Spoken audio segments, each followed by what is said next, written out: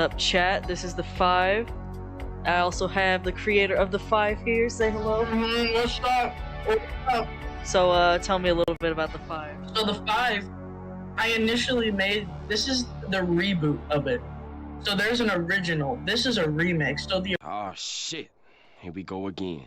The original I made during 2020 when I had nothing better to do, because if you go back on my channel, Roy Does Film on YouTube, you can go back and see that I did a which is linked. Thank you. I did a little review of a game called Love Struck. Now, that's what sparked me to get into visual novels and go, hey, that doesn't look very hard. I want to make one myself. And because my ego's huge and I am God, it wasn't hard, and I made one myself. Wow. But looking back at it, it was kind of ass. And I never got to finish it because I lost all the files because it was on my old computer and it wasn't stored in the cloud. It was stored on the hard drive of that computer that no longer functions. So I said, fuck it, we gonna redo it 1,000,000 times better. That's what that is. So we've got the original artist from the first game, that being me, and my boyfriend, Sage, who, can we link his Instagram? Will do. Somewhere? Alright, so his Instagram will be linked as well, so you can check him out. Not sure if he has commissions open right now, but sometimes he does. So, if you like the art that you see here, which are the CGs, not the sprites and backgrounds, because I did that. He did the menu art that you're looking at right now, though. If you want something in that style, he's a fantastic artist. Absolutely incredible. So talented. And it would mean the world to me if you supported him as well. And you know what would mean the world to me? If you tipped really well when you did commission him. In my opinion, his commission rates are very low, so they're too cheap. Show him what he's worth. Spare change, ma'am. Nah, you gotta tip him at least 20 extra, depending on what you get, because yeah, Right. He's gotta raise his prices. Right. No, for real. So anyways, the last game was kind of cringed. It was a bit of a dating sim. Keep in mind though, I was 13, 14. So I've evolved since then, and this is not that. So that element has been taken away completely. Okay, a little more in depth. A little more in depth, a little more graphic, a little more gruesome. The first book is a little goofy, but by the end, the tonal shift is what it'll be for the rest of the book. But that's kind of in line with FNAF, you know? Like, the intro is always a little silly, and then you realize, oh shit, I'm in a fucking god. Right. I mean, Sister Location literally started with, what, Exotic Butters? Yeah. What was the other thing? Yeah, It was like the depressed 14-year-old, like, reading shit to you. Ran away. A dead body was found in this vent once. Yeah. Yeah, so this is a choose your own adventure, so your choices, some of them, will affect the outcome, the ending that you get. There are 5 endings that you can get. And one of them is a canon ending. So 5, like 5 Nights at Freddy's. Was that the bite of 87? 5 endings you can get. One of them is the canon ending, meaning that it plays out just like the actual lore of the game. And then the 4 other endings are offshoots of that, and they get crazy. Let's all go to the light. If you do like this series and you want to see the first version, I have all 4 books. And I was also 13, 14 at the time, so please bear with me. It's so cringe. It's okay. I don't think you were cringe. No. I was more cringe than you were. Well. You weren't cringe at all. Okay. All right. Let's get started. Right. And when you see him, you will know the monster that made me this way. You will know what I want. You will know what we all want. You are the only one who can set us free. Day shift. Let's go. Oh my god. Right? Look at this shit. Oh, look at the sign. It's so detailed. Hello? I lift my gaze from the watch on my wrist to the building ahead. It's a quaint diner tucked away between the woods and the highway. First left after the off-ramp. I look down at the uniform in my lap. A black hat, security embroidered on it in white along the front, a matching tie, and a pale blue shirt. I slip the shirt over my tee, tuck it in somewhat hastily, and step out of my car. I wrap the tie around my neck as I begin to walk toward the diner, and my eyes scan over the sign above the building. It's weathered, dust sticking to it and obscuring the edges, though the text reads as clear as day.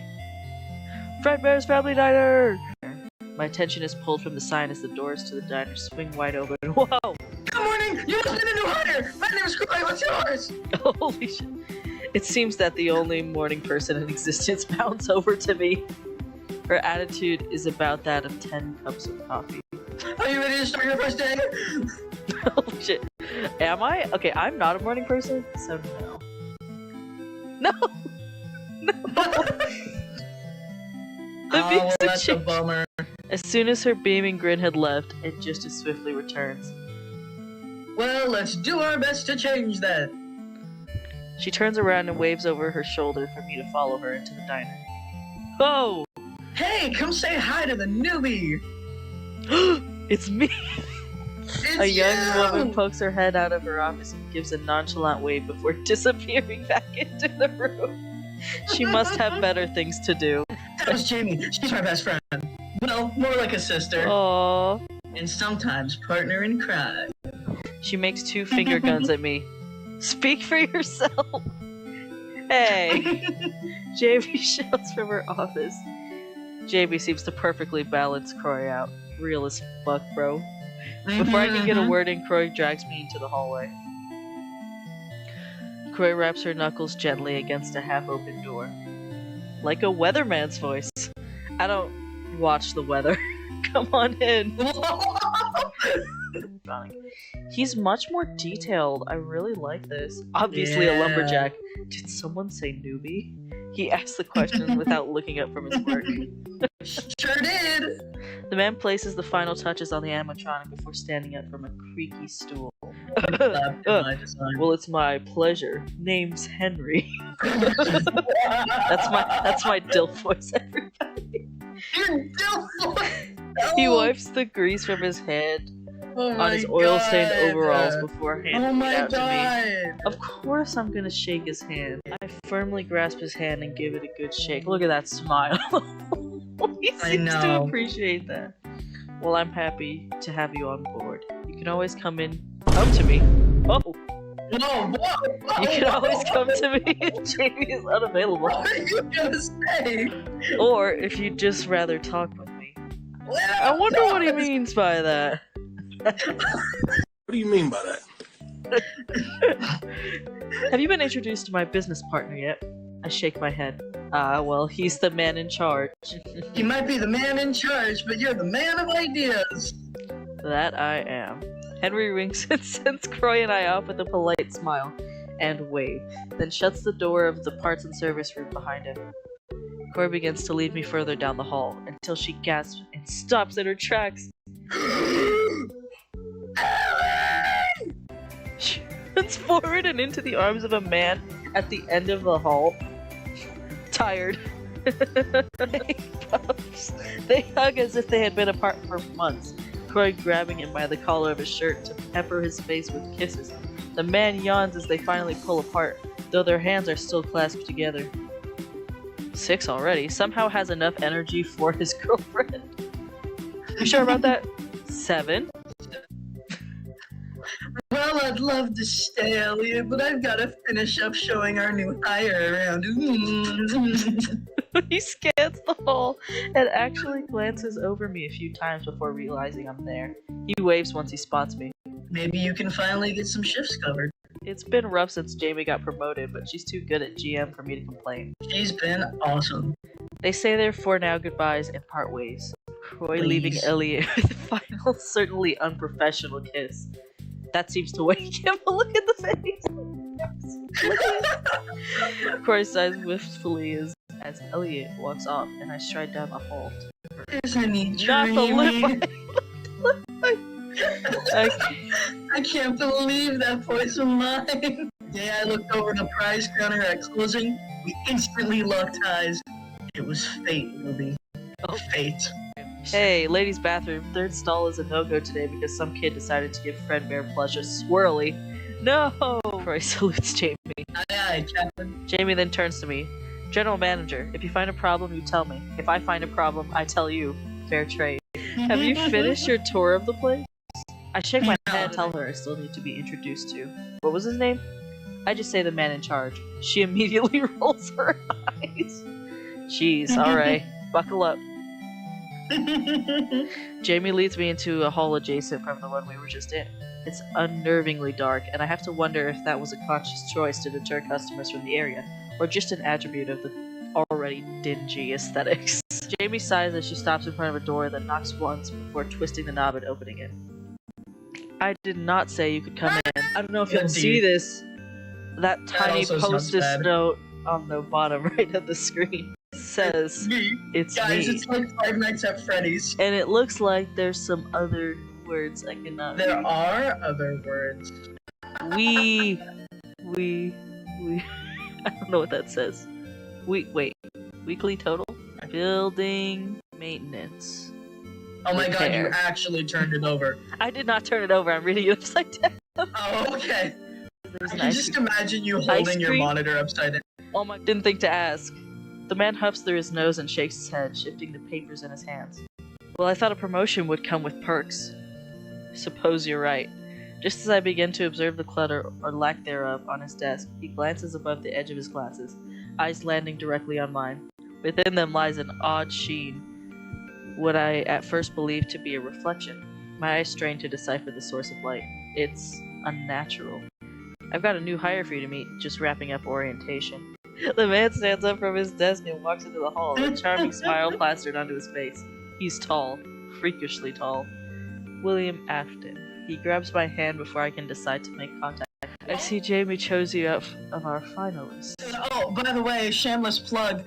Afton, once I get Adobe Premiere Pro back, I'm gonna be editing that, so it'll release in 2024, not 2023, because oops, I took the chess fee instead. But I did practice a while doing a William Afton voice, so I can really just work the shit out of this.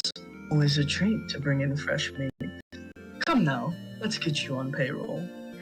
It's giving me flashbacks. Anyway, William retrieves a clipboard from the office before returning to me. He sets it against the wall after handing me a pen, though I need to lift my heels off the ground to reach the line to sign my name. Wonderful. He reads over the info, humming a chipper tune to himself as he makes calculations in his head. I see. He lifts his eyes from the clipboard and points down the hall. Feel free to have a look around. Familiarize yourself with the building. I'll finalize your calendar and put you in the computer system in the meantime. I give a polite smile and turn around, though I can still feel his eyes boring into my back. I convince myself it's all in my head. Well, there's no rush to get started on your shift yet. You can find me in the GM office whenever you're ready to get going. I'll help you clock in. Look around the main dining area, the east wing, the west wing. But, well, I feel like we should do some exploring. Scanning the room in front of me, I catch things missed by the previous night's cleanup crew. There's a party hat beneath one of the tables, and an empty soda cup under the next adjacent. Crumbs dust the spots missed by damp rags, and an orange soda stain has blended in well enough with the PVC tablecloths to get overlooked, for what I can only assume to be weeks. Damn. And, is that a slice of pizza under the air hockey table? I kneel down and sure enough, a grease-soaked paper plate holds an unnervingly intact slice of veggie combo. Eat it? Why is that an option? No! Fuck it. I reach my hand under the arcade, though just before my fingertips can touch the edge of the plate. I'd better not, but it's strangely appetizing. Why do I have to choose a You're really like, are you sure? Are you sure? Are you sure? You're torn. You're torn. Okay, realistically, I don't like veggie combo. But for the sake of the vine, I reached my hand under the arcade and just before my fingertips touched it. Wait! I've already read this. Ma'am, is this a loop? It might be, it might not be. Keep clicking. Are you trolling? No. Maybe. Oh! I grab the plate to dispose of the evidence, though a faint glimmer catches my eye. Hidden beneath the plate is a key. Ooh! I pick it up and place it in my pocket, just in case it had been lost. I stand from the bottom of the air hockey arcade and wipe my hands on the front of my pants. Turning around, I spot Jamie through the open door of her office. Oh no. Thankfully, she looks distracted enough by her work to not notice what I had just done. Fuck it. I walk over to her office and gently knock on the doorframe. She looks up from her papers, eyeing me over the brim of her glasses. Ready to embark on your quest, weary traveler? I chuckled and tell her what I'm really here for. Before General Manager, Night Guard didn't suit me quite right. There were conditions. Conditions? Yeah, I'll spare you the details. Beyond Will is a prick. I found him quite charming. Ha! Oh, you new hires. You're all rinse and repeat. Out of the guards, I've been here the longest.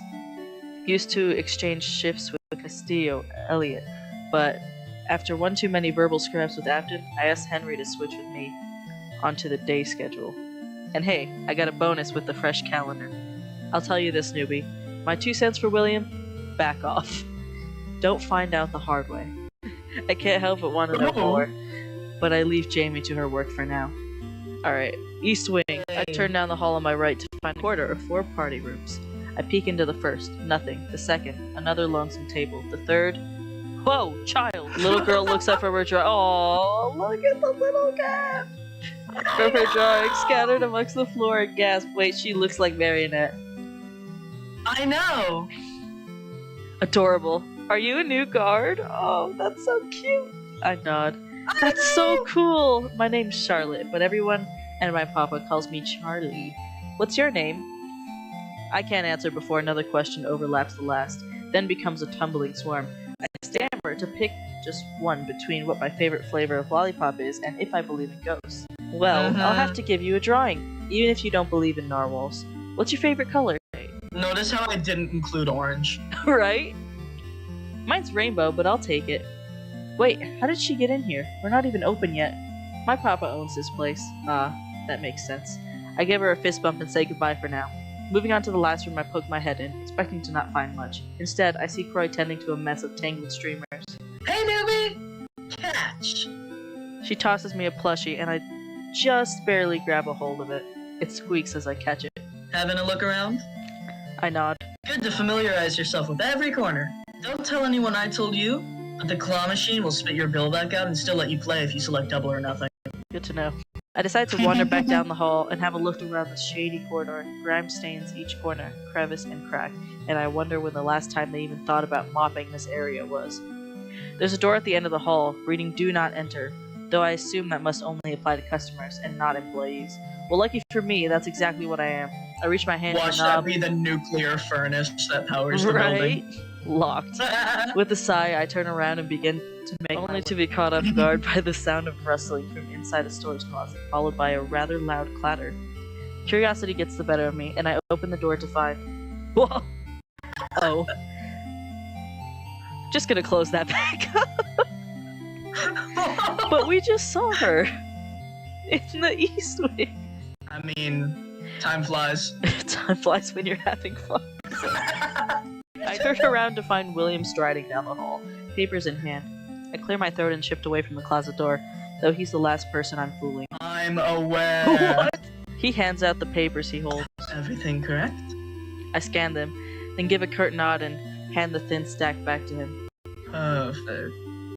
Before he can leave, I ask him about the room at the back of the hall. I can show you if you'd like. Sounds sexual. Sure. William leads me to the back of the hall and pulls a ring of keys from his belt. He unlocks the door, swings it wide open, and I'm greeted by a puff of dust. I cough as it coats my tongue, and he chuckles in response. Not very interesting, I assure you. I wipe my eyes and manage a peek inside, finding nothing but spare parts and limp suits of neither of what stood on. Before I can decipher anything further, William slams the door shut, barely an inch from my nose. He clutches the papers to his side as he uses his free hand to lock it once more. That's all our secrets, I'm afraid. I have a feeling that's not all your secrets. He flashes me a wink, as if there truly were something to hide. In a playful way you might do when giving a child an extra piece of candy, despite their parents saying no. His goofy charm begins to grow on me. Now that you're past the pleasantries of image in a metaphorical way, he's showing you another dusty, boring closet.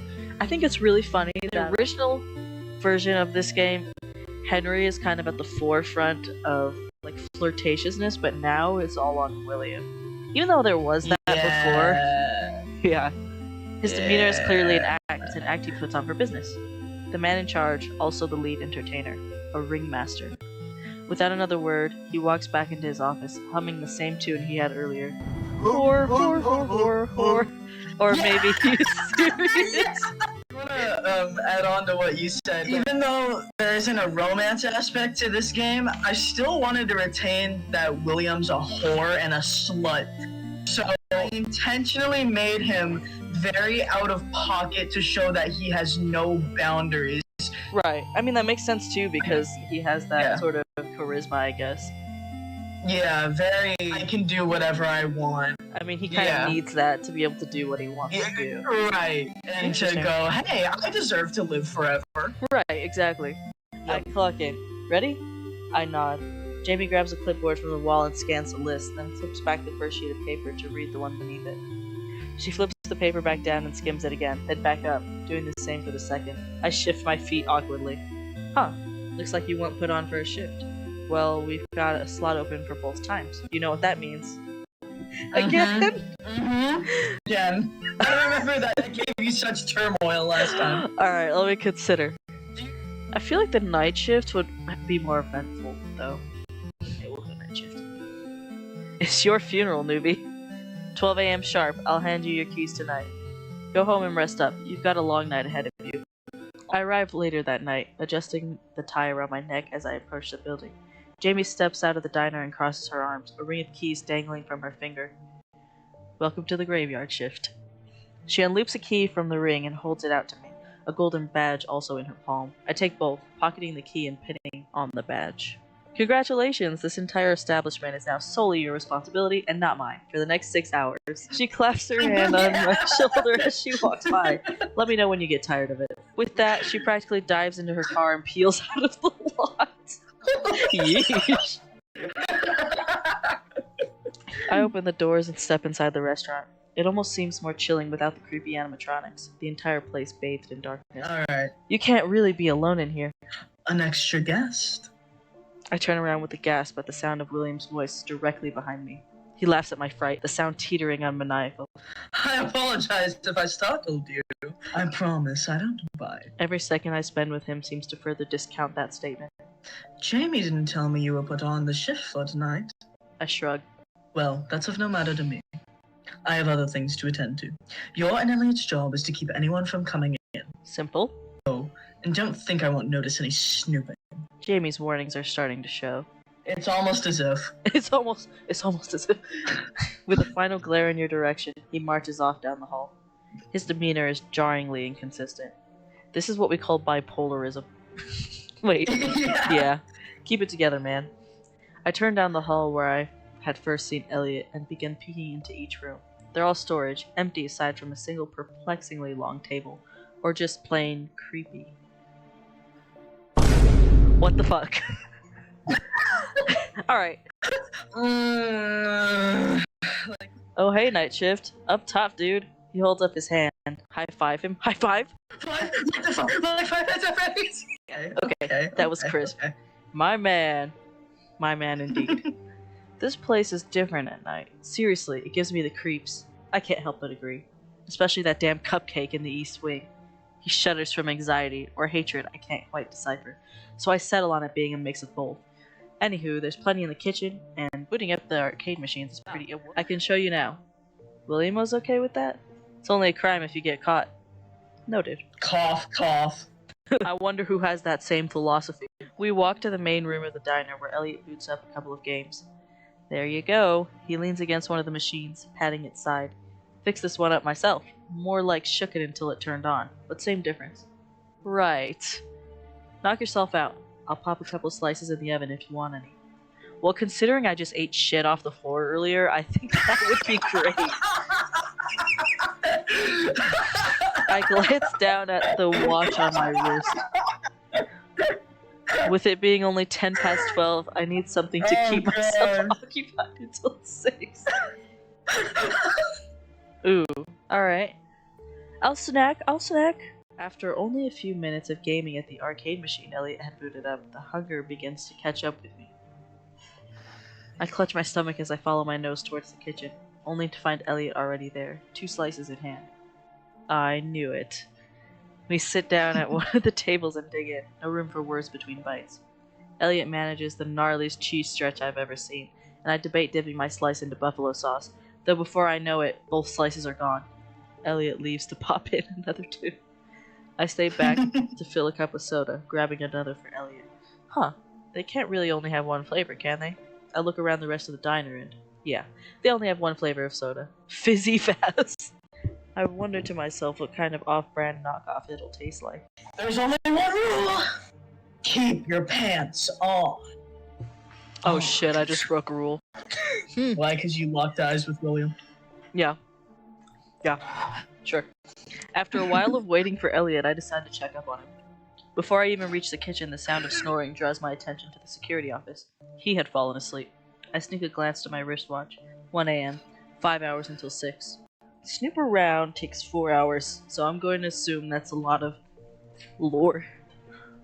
And then after that I can pick who I want to talk to, so I'm going to do that. Time to do exactly what William said not to. Looking around the main diner, Miranda. I don't find much. What? Miranda, What? can't pick who you want to talk to because you snacked with Elliot. Shit! That was No! 1 hour. No! Damn it! It's okay. It's fine. It was worth I it. told you had to math this out. Alright. It was worth it. Listen, I got a B in math last quarter, so... Oh. I walk up to the stage, curiosity consuming me about how it was even possible that they had gotten the animatronics elsewhere for the night. In what world would it be practical to unscrew them from the floor, and there are no bolts? What?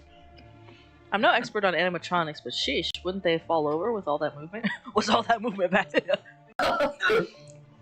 They must be state-of-the-art. Damn. I remember Elliot's mention of the cupcake in the East Wing.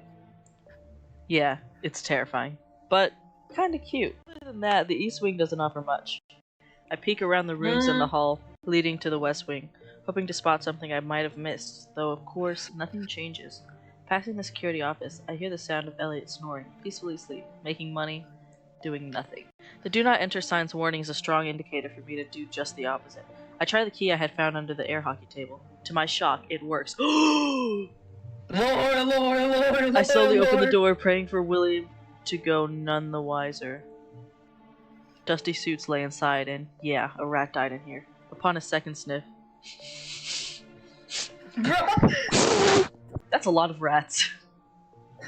4 suits are lined up against the wall, each a different character. One of a bear, a purple rabbit, a fox clad in pirate accessories, and I think that's a duck. What did I tell you about snooping? He grabs me by the back of my shirt and drags me out, then slams the door shut, yanking the key from the doorknob and pocketing it. Go back to work. Look at that face, bro. It was flaming. I know, he's tripping.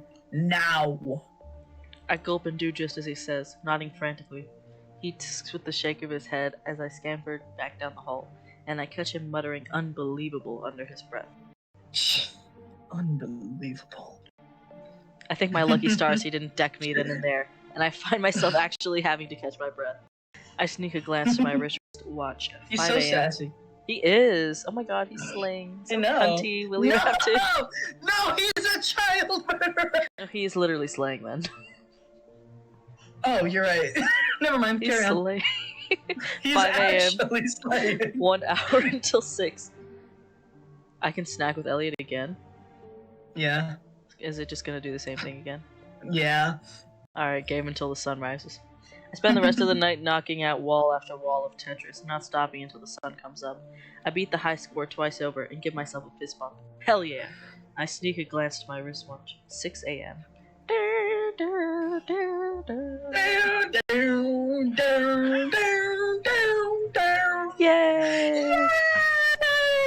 I hear the lock on the door click, and through it emerges. Holy shit! And then I went to buy the raspberries, I looked inside and... I know there was an inchworm. It's only the 100th time you've told me this story. It's just... She sniffles, using her tie to wipe her eyes. It doesn't want to be kids now. They grow up so fast. Uh-huh. She turns to me and gives a nod. What's up? How was your night? I would say it was good. Really? That Yours by is... William. I thought that was, a low point, but we can move on. That is not what I expected to hear. Hey, good for you. I know Elliot's been needing coverage. Considering he snored his way through about 80% of last night, yeah, I'd say so. So, can I go home? Sure can. I breathe a sigh of relief and pivot my heel to leave, only for Jamie to clap her hand on my shoulder once Henry gets here. You're technically not off the clock until 7. That's fucked up. Great. I try to minimize the roll of my eyes. Hey, I give people bonuses for helping set up for the day. I press my lips together. $50. I'm in. For real. $50 is $50. $20. Right? It is. I'm glad we agree. Jamie lounges in a chair, arms tucked behind her head, with her heels resting on the party table in front of us. Corey, Elliot, and I work on various tasks, from organizing flyers to counting the week's bills. And Your then move. he had the audacity to ask, She makes wide air quotes. "Isn't it supposed to be pink?" It's deplorable. I know! Hey, you gotta work with what you're given.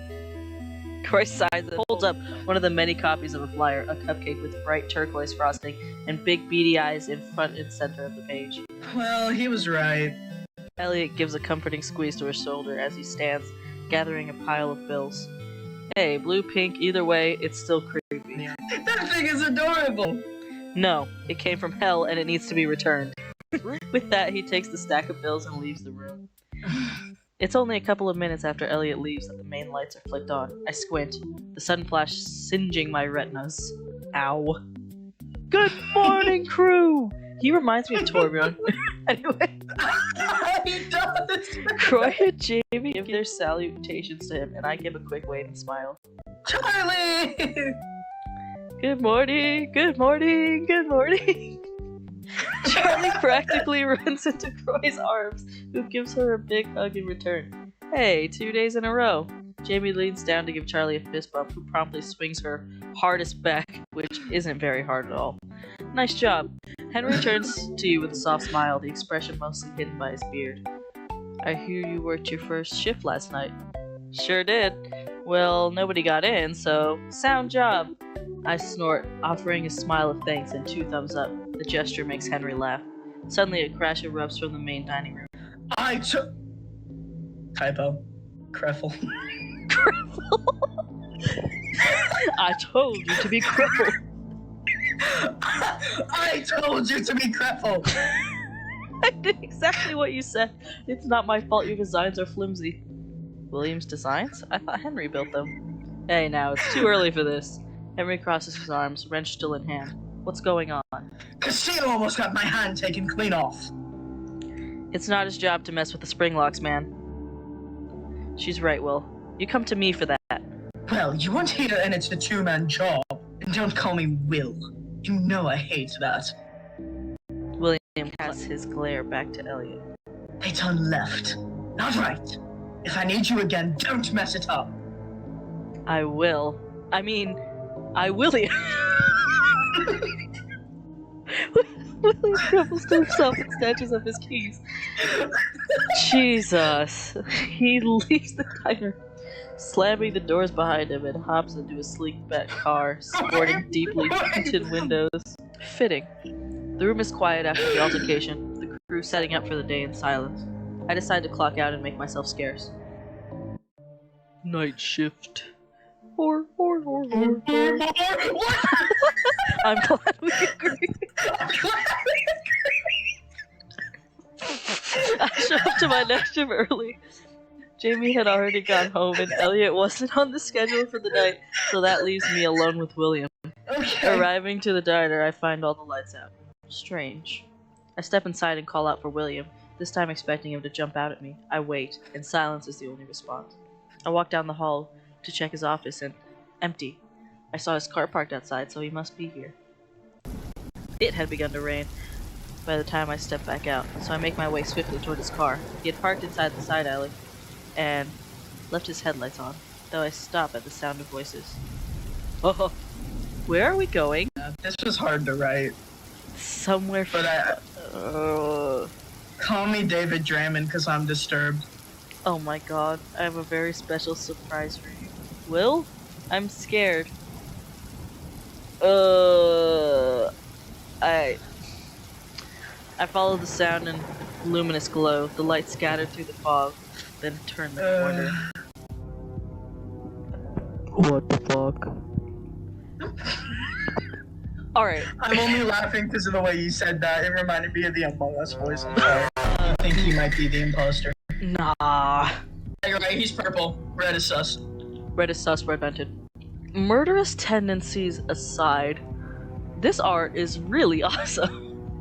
I know, right? Look at those streaks of rain. Look at the sweat on the face, the blood, the pupils. Right? My heart drops from between my lungs and shatters on the pavement. That can't be. Charlie.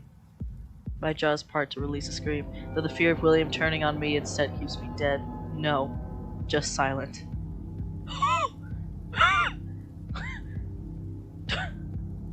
Bro. Don't make a single sound. I couldn't even if I tried. Only the rain, my breath, and a heartbeat remain. The heartbeat that I need to sustain as I stare a predator right in his eyes. That one. I turn around and sprint off into the woods behind the diner.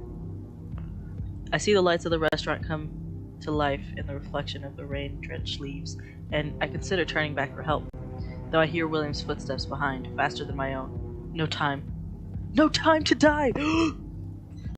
Gasping for breath as the cold air singes my lungs and rain whips at my face, I run with everything I have to get away from Afton.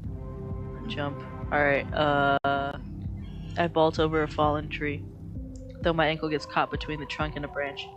I scream as I feel the burn of his brain, though I can't stop now. He's right behind me. I scramble along the forest floor towards a bush, sneaking behind it as I clasp a hand over my mouth to smother my gasps. My eyes are so wide they strain against their own lids. His voice seems to echo off every tree. I'm not reading this shit, bro. Real. I squeeze my eyes shut, tears mingling with the rain and rolling down my adrenaline-seared cheeks. I sob out a horrified squeal, praying the flesh of my hand is enough to stifle the sound. No. No, he heard me. He stalks toward me and stops right in front of the pathetic shrub I had hidden behind. He squats down and makes direct eye contact right through the gaps in the leaves. Found you.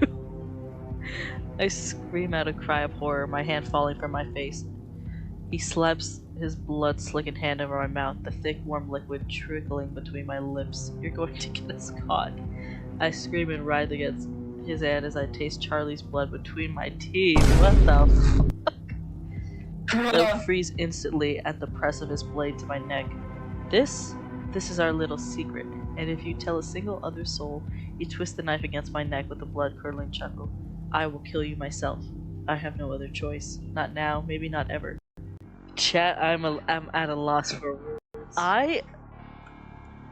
It's so, like, I don't know how to... There's so much, like, raw talent going into this.